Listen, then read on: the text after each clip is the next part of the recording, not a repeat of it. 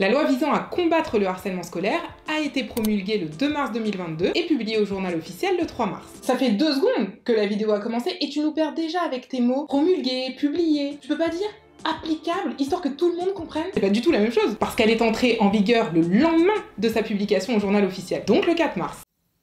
Bon, laissons tomber. Ce qu'il faut retenir, c'est que, à l'heure à laquelle on parle, la loi visant à combattre le harcèlement scolaire est applicable. Voilà.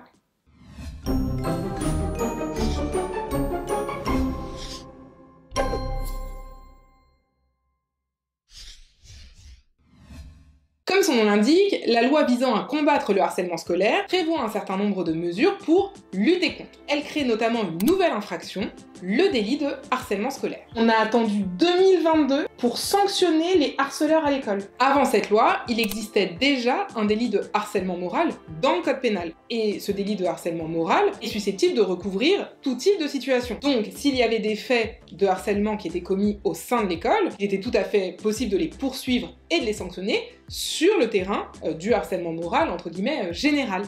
Quel est l'intérêt de cette loi alors? Ça reste un harcèlement moral, mais ça devient un délit spécifique avec un régime propre, comme ça peut déjà exister pour d'autres types de harcèlement, par exemple le harcèlement conjugal ou encore le harcèlement au travail, qui sont des harcèlements qui ont un texte spécifique au sein du code pénal. Et donc concrètement, ça consiste en quoi ce nouveau délit? Désormais, le harcèlement scolaire est défini comme un harcèlement moral commis à l'encontre d'un élève par un autre élève du même établissement ou une personne exerçant dans cet établissement. Ok, et donc un harcèlement moral, c'est quoi? Enfin, je suis censée deviner. Selon le code pénal, le harcèlement moral, c'est le fait de harceler une personne par des propos ou comportements répétés ayant pour objet ou pour effet une dégradation de ses conditions de vie, se traduisant par une altération de sa santé physique ou mentale. Selon le code pénal, tu peux pas dire le harcèlement moral, c'est quand quelqu'un va à plusieurs reprises tenir des propos ou avoir des comportements qui vont affecter une autre personne, qui vont lui faire de la peine, lui casser un peu le moral, qui vont lui couper l'envie de voir ses amis, d'aller au travail, d'aller à l'école, de réviser, de passer ses examens.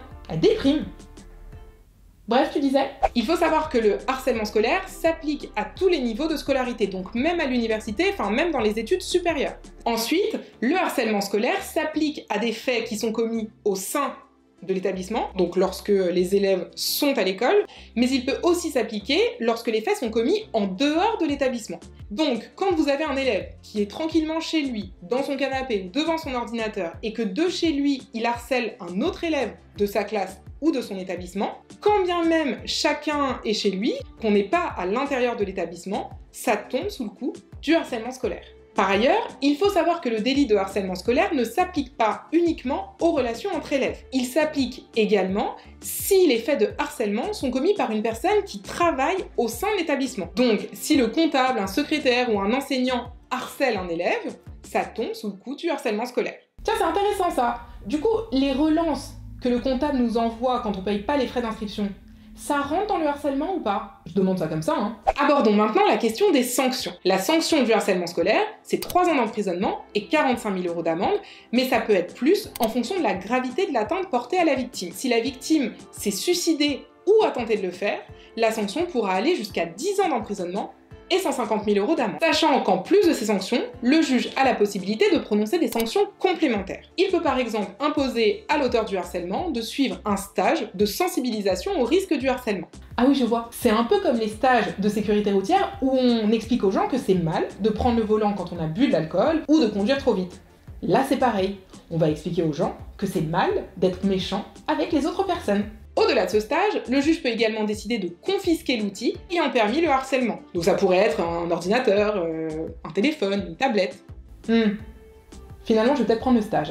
Enfin, sachez qu'à côté de ce nouveau délit de harcèlement scolaire, la loi vient également renforcer les mesures de prévention pour lutter contre le harcèlement. Par exemple, les établissements scolaires doivent désormais mettre en place une information annuelle des parents et des élèves sur le harcèlement et le cyberharcèlement. De même, les travailleurs sociaux, les magistrats, les enseignants, bref, les personnes qui sont susceptibles de travailler ou d'être au contact des élèves devront également suivre une formation sur le harcèlement. Voilà ce que je pouvais vous dire sur cette loi visant à combattre le harcèlement scolaire. N'hésitez pas si vous avez des questions et je vous dis à très bientôt pour une nouvelle vidéo.